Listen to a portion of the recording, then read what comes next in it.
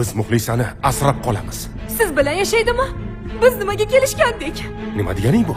Agar ayolingiz vafot etsa, 1 oylik farzandingiz ham nobud bo'ladi. Tushunyapsizmi? Oila muqaddas dedim. Bu senga do'kondan olingan mahsulot emas. Muddati o'tgandan keyin qaytarib bersang. G'olib aka.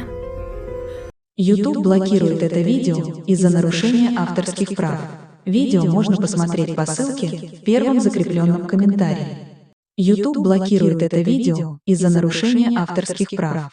Видео можно посмотреть по ссылке в первом закрепленном комментарии. Commençait à pleurer et je m'inquiétais de plus en plus. Le vent froid hurlait à travers la forêt apparemment vide, soufflant de la neige dans mes yeux et me piquant la peau. Je tenais mon fils étroitement contre ma poitrine, essayant de le protéger du froid mordant. Alors que nous nous frayions un chemin à travers la neige, jusqu'aux genoux, à la recherche de tout signe d'aide.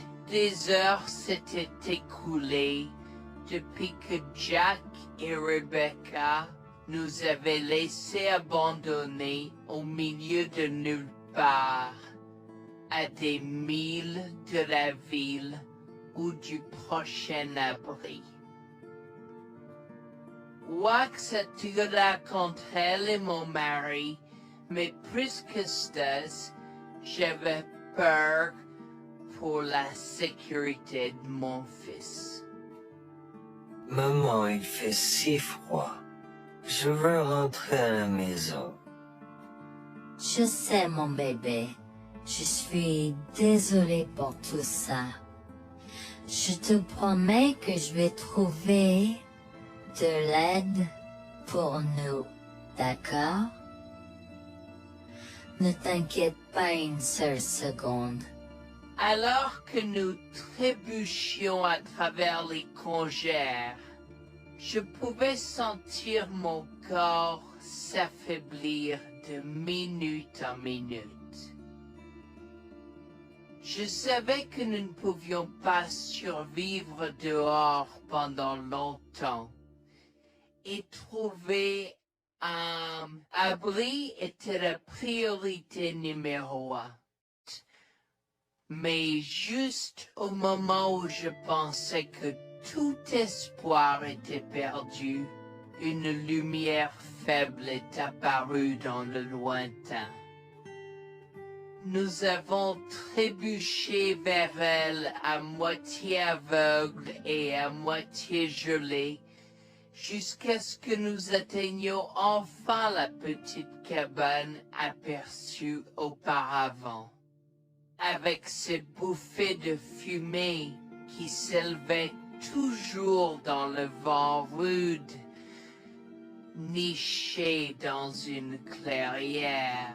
Avec les quelques forces qui me restaient, j'ai frappé à la porte aussi fort que possible et je me suis effondré dessus.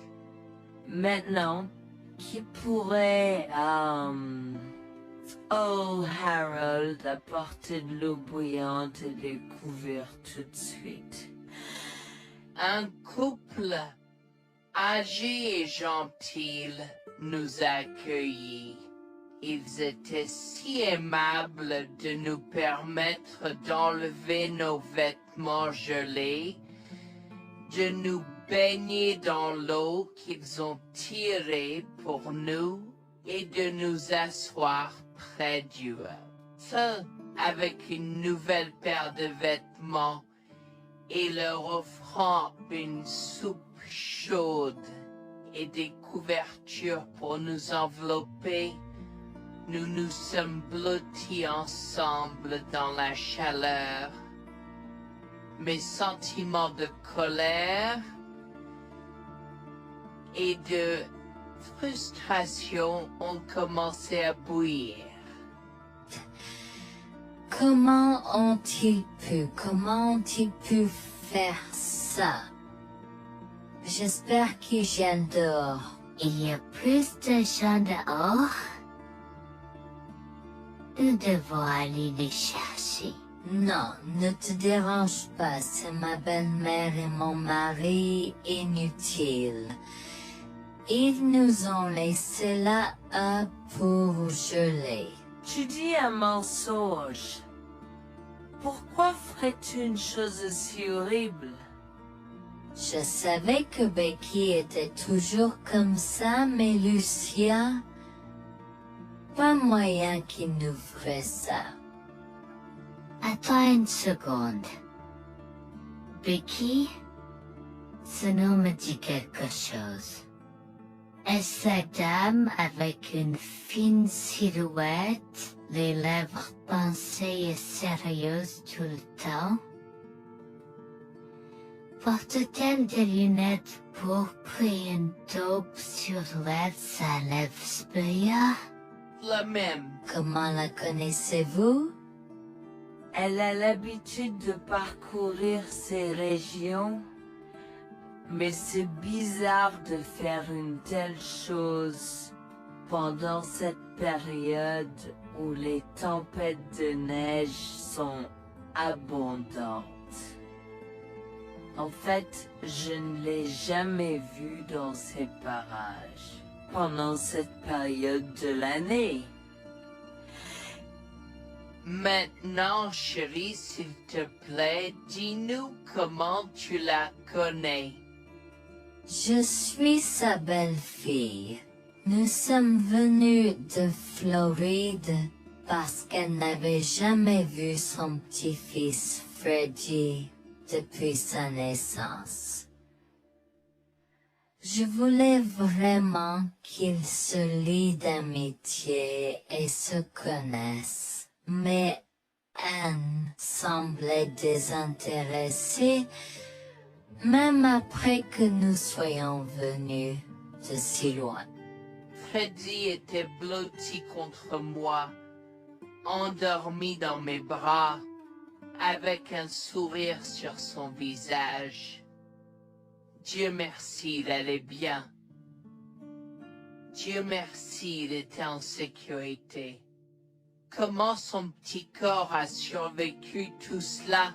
Encore un mystère pour moi. Mais plus je le regardais, plus je devenais frustré par son père, inutile, et sa grand-mère. Elle est magnifique.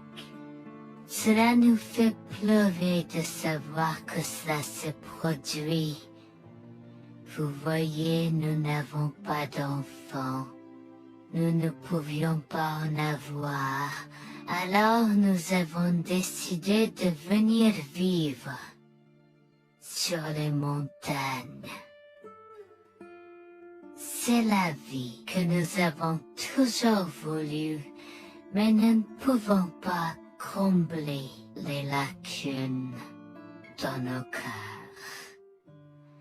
Donc, entendre que quelqu'un qui a la chance d'avoir un tel petit enfant a choisi d'être négligent est quelque chose que nous ne pouvons pas pardonner.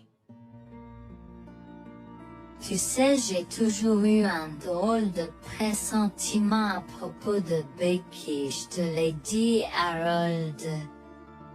Cette femme n'est pas normale dans sa tête. J'ai crié après eux leur disant d'attendre pour nous, mais ils ont juste continué à aller de l'avant. Ils m'entendaient, mais ils choisissaient de ne pas m'écouter. Pourquoi aurait-il fait ça? Parfois, nous ne savons pas pourquoi les gens font les mauvaises choses qu'ils font. Tout ce que nous pouvons faire, c'est faire de notre mieux. Nous avons continué à converser le reste de la soirée, et aussi en colère que je fus. fus. Avec stade je m'ai fait cheveux merger parce que merger, je savais que Lucien et moi étions exécutés. Le matin est venu et il semblait que la tempête de neige se soit calmée. J'ai cherché sur divers sites web pour trouver des rapports météorologiques indiquant que c'était maintenant sûr de se déplacer dans la ville. Et la ville. J'ai échangé des coordonnées avec Georgina et Harold, les remerciant pour tout l'amour et les soins qu'ils nous ont montrés. Il n'y a pas besoin de nous remercier. Nous avons juste fait ce qui était juste. N'importe qui, avec la moitié d'un cœur, aurait fait la même chose.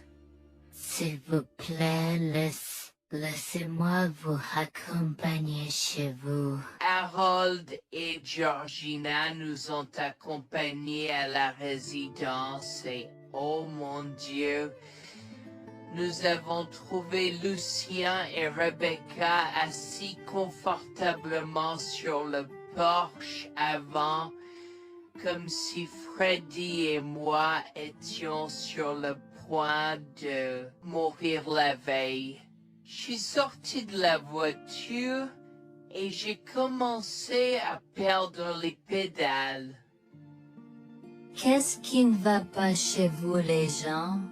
Comment pouvez-vous nous laisser là? Tu nous ralentissais et nous voulions voir la cascade gelée. Est-ce que tu plaisantes? Freddy aurait pu mourir la nuit dernière. Tu t'en fous, vous, Lucien? Pour être juste, tu aurais pu simplement rester à la maison si tu n'étais vraiment pas prêt pour cette aventure. Je jure devant Dieu, à ce moment-là, ma vision est devenue rouge. J'étais prêt à attaquer, à donner des coups de pied, à crier et à hurler pour que le monde entier entende à quel point ces gens étaient horribles. Non seulement ils nous ont laissés là, mais ils semblaient ne pas se soucier de ce qu'ils avaient fait. C'était presque comme s'ils essayaient de nous tuer. Avant que je ne puisse lancer une série d'actions et de mots qui ne pourraient pas être repris, Harold m'a retenu, me disant de me calmer, car Freddy était toujours dans la voiture avec Georgina. En assistant à toute cette scène, il m'a fallu un moment pour me calmer. Mais même si j'avais calmé, j'étais toujours agressif et argumentatif. Vous nous avez laissés là. Nous aurions pu mourir, Lucien. Tu t'en fous de ça? Tu t'en fous que ta mère ait essayé de nous tuer? Ne sois pas dramatique, Noémie. Elle n'essayait pas de faire ça.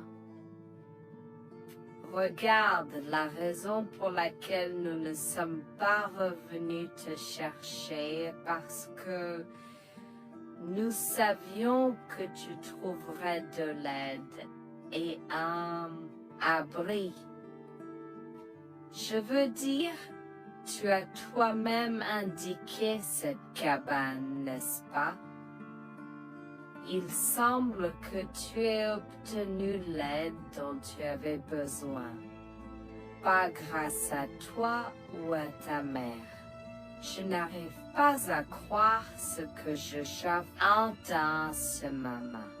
Assez, tout le monde. Ne me donne pas mal à la tête. Comment peux-tu être si froid et sans cœur envers ta femme?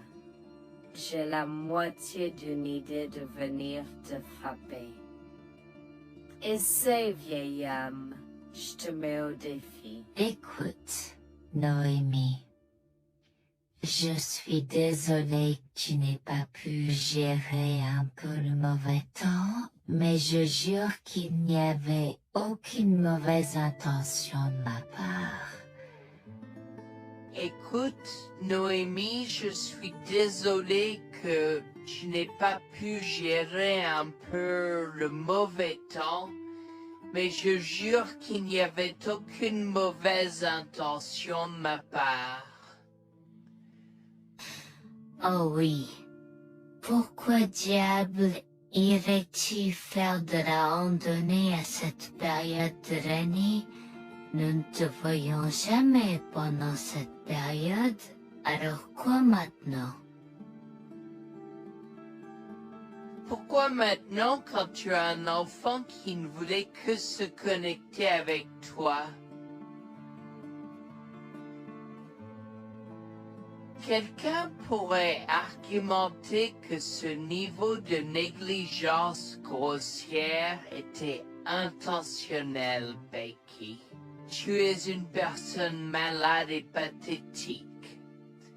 Cela a semblé faire fondre l'extérieur froid et dur de Becky, qui avait l'air douloureuse, du moins pendant un instant, avant de revenir à son extérieur de méchante sorcière de l'Ouest.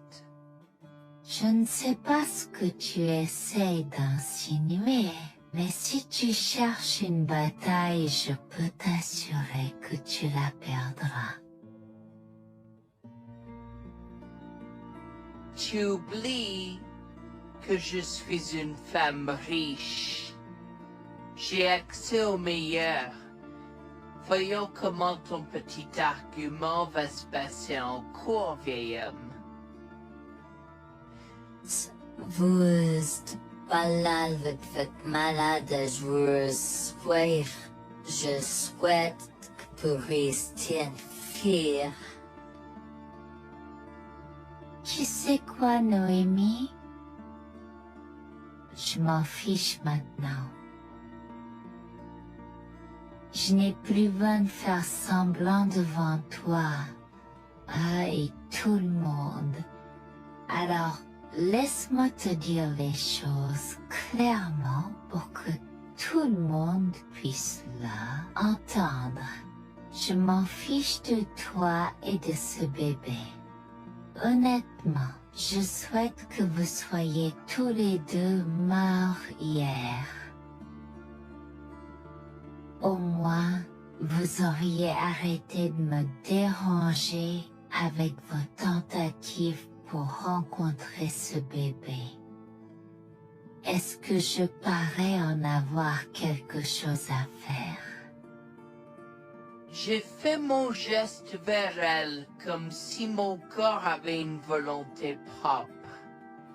Je me suis approché d'elle et l'ai giflée.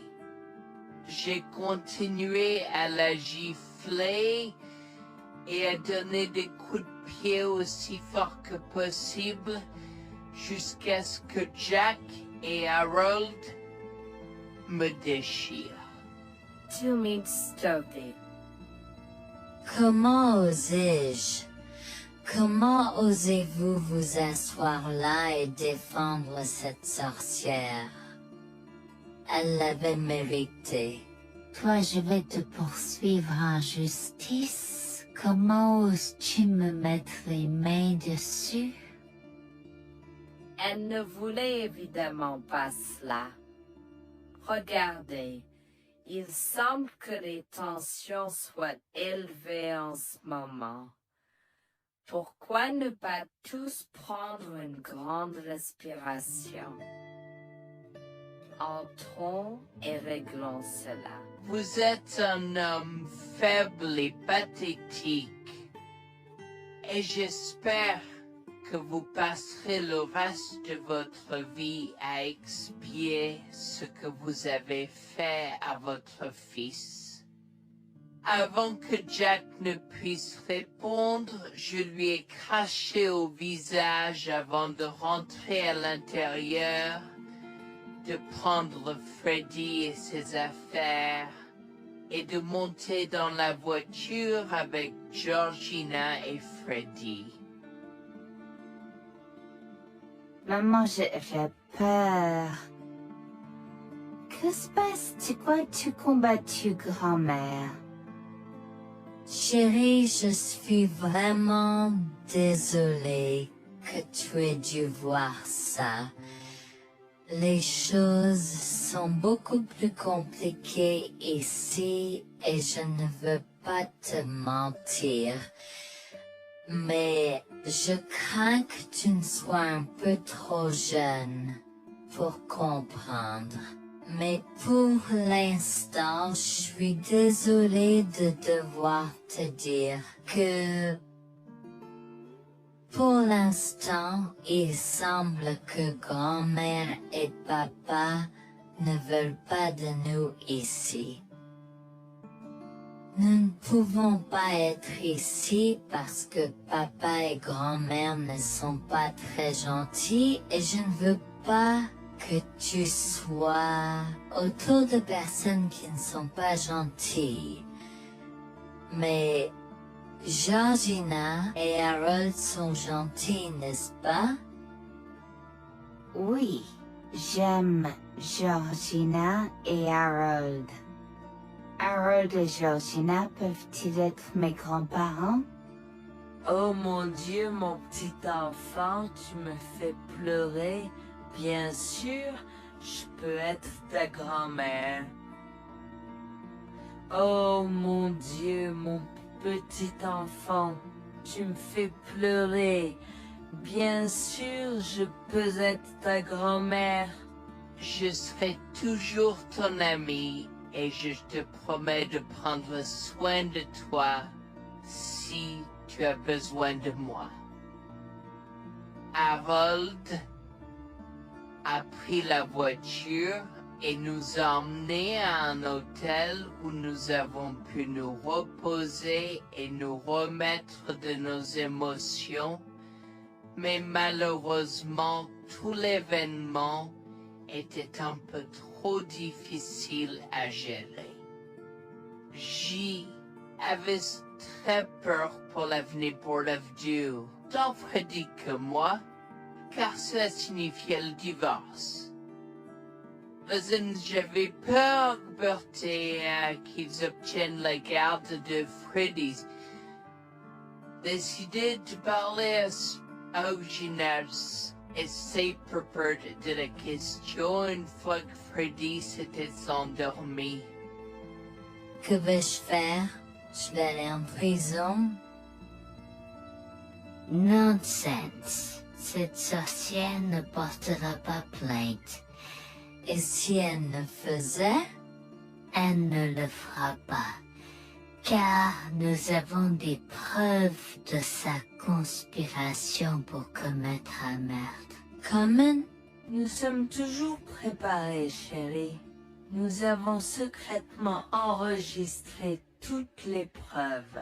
Maintenant, vous pouvez emporter cet enregistrement avec vous et l'utiliser contre votre mari et belle-mère au tribunal.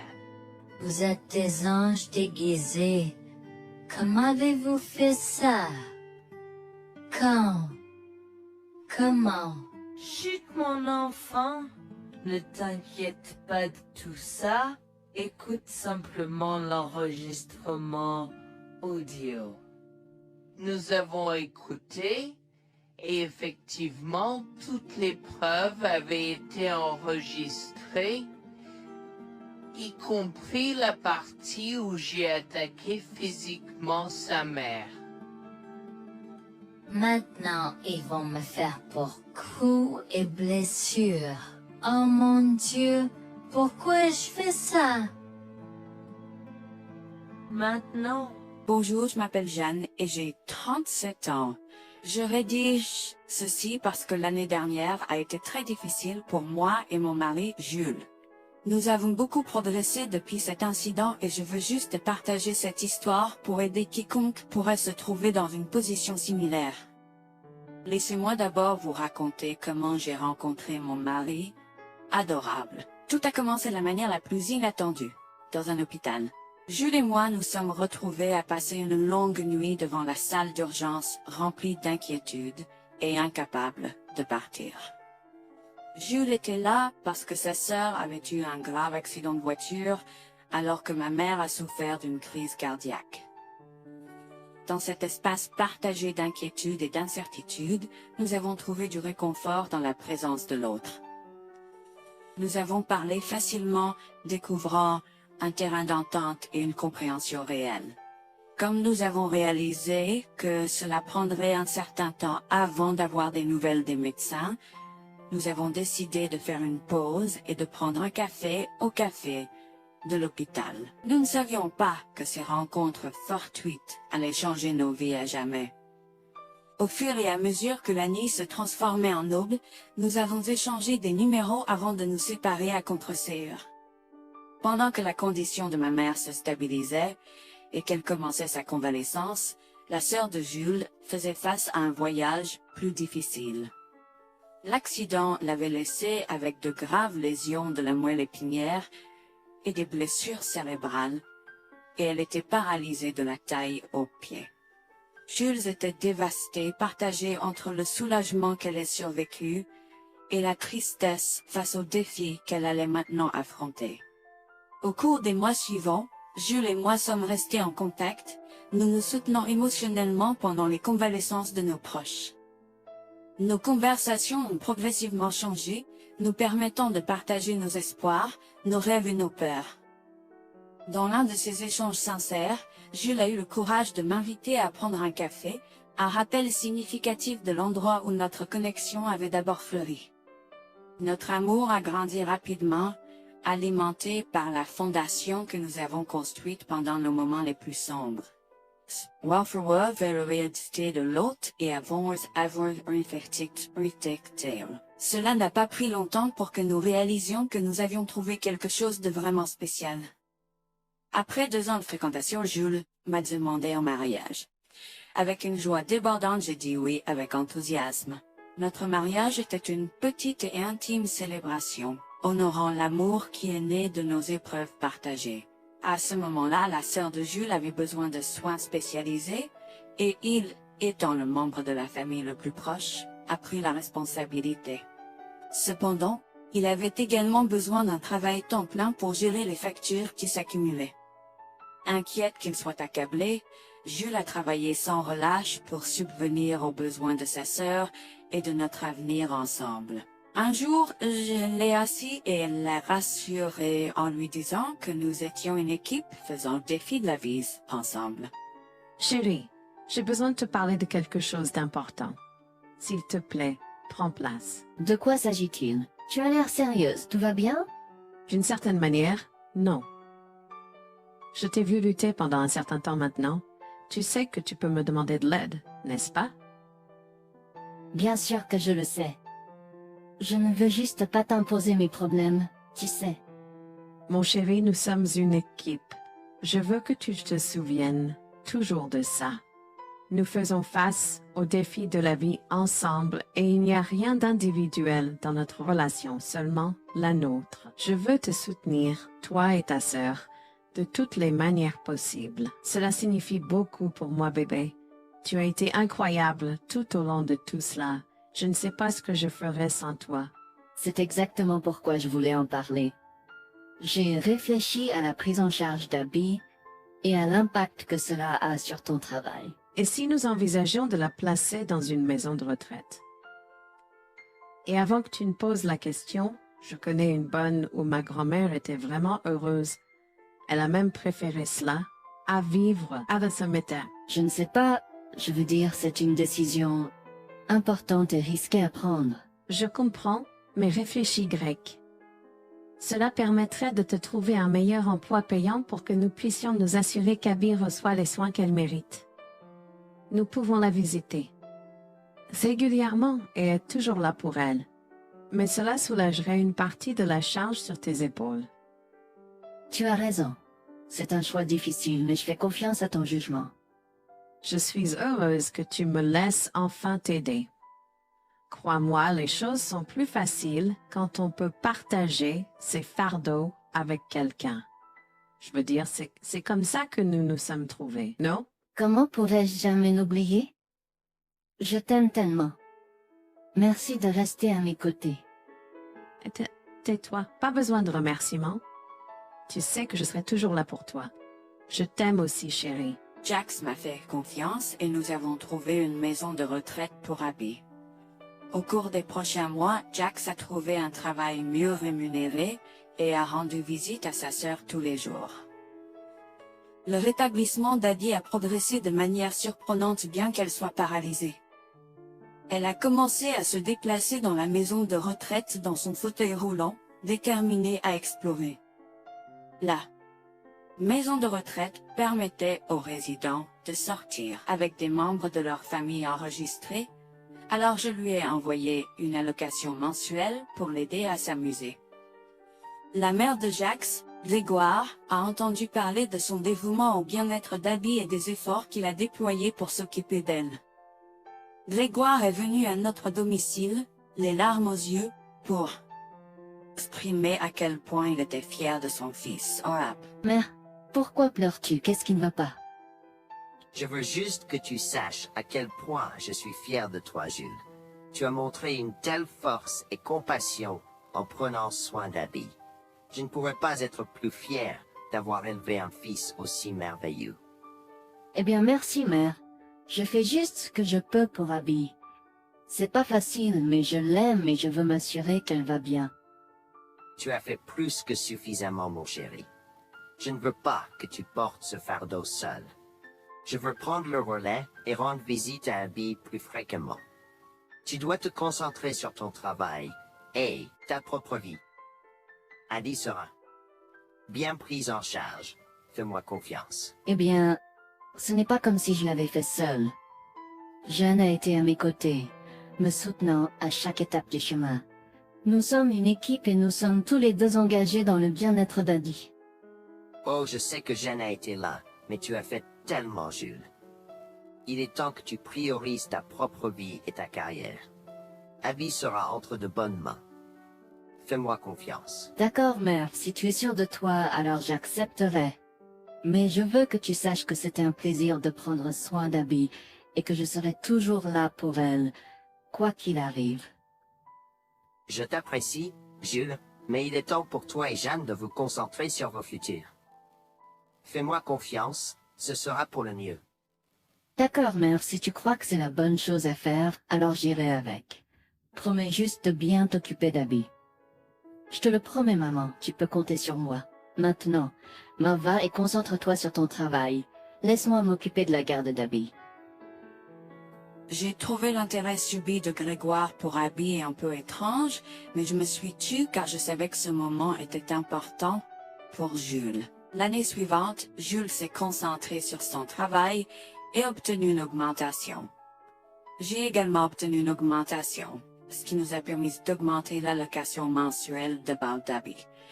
Grégoire a tenu sa promesse, mais il y avait un piège. Il a toujours insisté pour que nous restions occupés par le travail et nous a rappelé à quel point Abby était heureuse avec plus d'argent. Il nous a grondé si nous voulions la visiter et a prétendu qu'il savait ce qui était le mieux pour elle.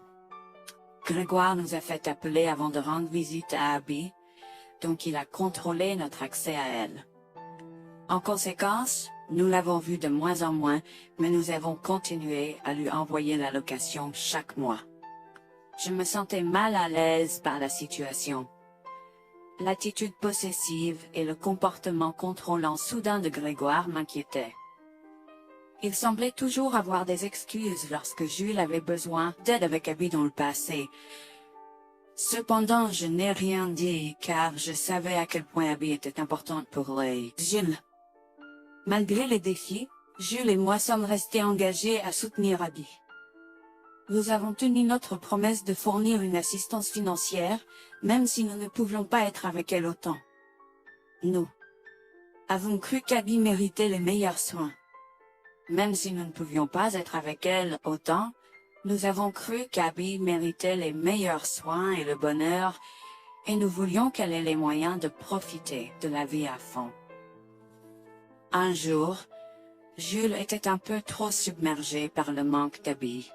Nous nous étions tous les deux beaucoup impliqués dans le travail et n'avions pas eu le temps de lui rendre visite. Nous avons décidé de lui rendre visite sur un coup de tête. Nous ne l'avons pas dit à Grégoire car nous ne voulions pas entendre ses remontrances ou ses réprimandes. Avant d'arriver à la maison de retraite, Jules et moi nous sommes arrêtés au supermarché pour acheter à Abby toutes ses collations préférées. Nous étions tous les deux très excités de la voir et de passer du temps de qualité avec elle. J'ai même apporté ma Nintendo Switch pour qu'elle puisse y jouer.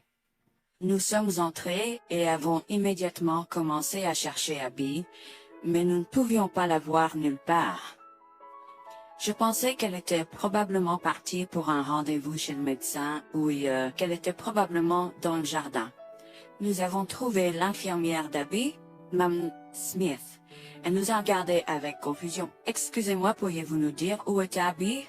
Nous la cherchons. » Charlie, ne savez-vous pas ce qui s'est passé? Non, nous n'en savons rien. S'il vous plaît, dites-le nous. Que s'est-il passé? Est-ce que Abby va bien? J'ai essayé de contacter Grégoire car il a insisté pour être le point de contact pour toutes les informations concernant Abby, mais il n'a jamais répondu à mes appels. S'il vous plaît, dites-nous simplement ce qui s'est passé. Est-ce que Abby va bien?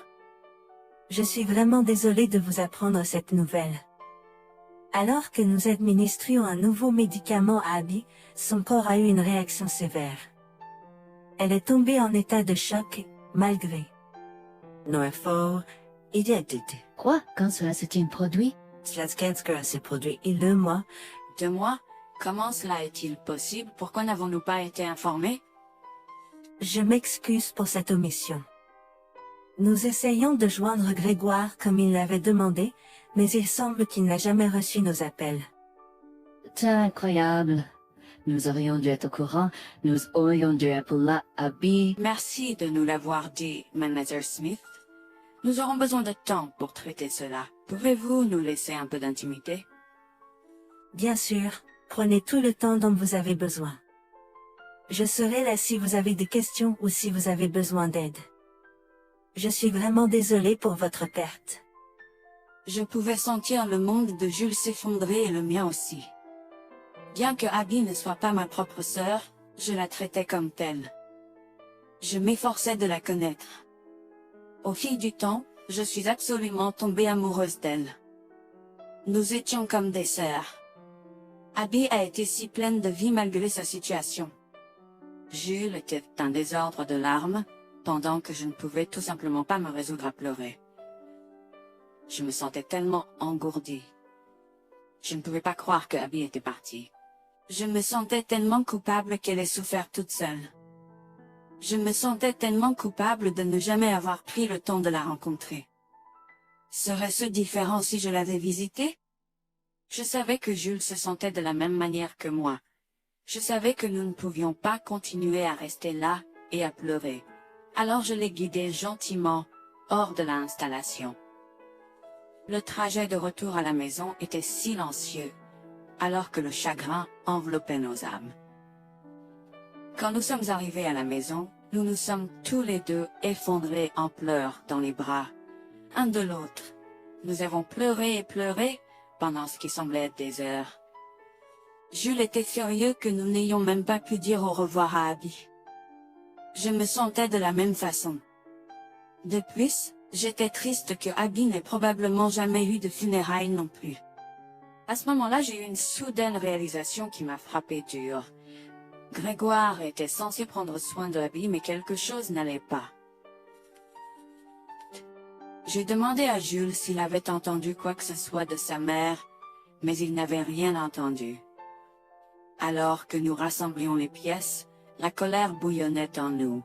Nous avons réalisé à quel point Grégoire nous avait manipulés avec soin, nous volant notre connexion à Abby et profitant de notre gentillesse. Le fait qu'elle ait probablement pris toute l'allocation d'Abby pour elle-même, la laissant sans rien, a encore plus attisé notre colère. Jules était prêt à confronter sa mère, mais j'ai réussi à réfléchir plus clairement. Chérie, je sais que tu es furieux et veux confronter ta mère, mais réfléchis en grec. Je ne veux pas y réfléchir. Je veux lui demander pourquoi elle a fait ça. Qu'a-t-elle gagné à faire ça à Abby? Moi aussi, je veux savoir la même chose, mais tu sais qu'elle niera tout ce que nous disons ou trouvera un moyen de nous blâmer pour tout. Regarde, le jour où nous donnons habituellement l'allocation d'Abby approche bientôt. Que se passera-t-il si Grégoire se présente à notre porte en réclamant l'argent? Tu penses qu'elle oserait se montrer ici après tout ce qu'elle a fait? C'est possible, chérie. Si elle le fait, ce sera son aveu involontaire envers nous. Nous pourrons l'utiliser comme preuve. Oui, et puis, nous pourrons exposer ses méfaits maléfiques à tous. Exposer sa méchanceté devant tout le monde peut ne pas être la meilleure chose à faire pour l'instant. Réunissons des preuves et engageons une action en justice à la place. D'accord, tu as raison. Nous devons aborder cela de manière stratégique. Nous allons suivre ton plan et rassembler les preuves dont nous avons besoin. Il est temps que Grégoire fasse face aux conséquences de ses actes. Nous avons tous deux pris une semaine de congé. En retournant dans la maison de retraite, nous avons recueilli le certificat de décès d'Abby comme preuve. Nous avons également consulté un avocat pour porter plainte contre Grégoire pour avoir volé une personne handicapée. Comme je l'avais prévu, Grégoire est venu frapper à notre porte en réclamant l'allocation de sa fille. Où est l'allocation d'Abby? J'attends. Pourquoi devrions-nous envoyer l'argent d'Abby à toi, mère? Qu'as-tu fait pour elle? Qu'est-ce que j'ai fait? Tu veux dire ce que je n'ai pas fait pour cet enfant insolent? Attends une minute, Grégoire. Comment as-tu exactement pris soin d'Abby? Je lui achète toute la nourriture qu'elle veut et je réponds à tous ses caprices. Je m'assure même qu'elle prend ses médicaments quand je la visite. C'est génial. Quand as-tu vu Abby pour la dernière fois? Je l'ai visitée hier. Je suis seulement ici parce qu'elle s'inquiète que tu ne lui aies pas envoyé son allocation. Comment oses-tu mentir à mon visage? Je ne mens pas. Qu'est-ce que tu veux dire? Comment oses-tu m'accuser de mentir? Tu es aussi ingrat qu'Abby. Sans hésiter, je tends à Grégoire le certificat de décès d'Abby, ma dégoût visible dans mes yeux, alors qu'elle le regarde avec stupeur. Grégoire a vacillé, tentant de s'excuser. Quoi? Non, ce n'est pas vrai. Ma petite fille. Je suis désolé, Jules. Je suis désolé. Enregistre tes excuses, mère. Tu n'as fait que l'insulter depuis que tu es arrivée. Tu es dégoûtante. Nous avons déjà engagé des poursuites judiciaires contre toi pour tes crimes. Nous avons des preuves de ta négligence. À bien, tribunal. S'il te plaît, Jules, ne fais pas ça. Je souffre autant que toi. S'il te plaît. Arrête. Quitte notre maison et ne nous adresse plus jamais la parole. Nous ne voulons plus rien avoir à faire avec toi. S'il te plaît, ne me conduis pas en justice. Je suis désolé.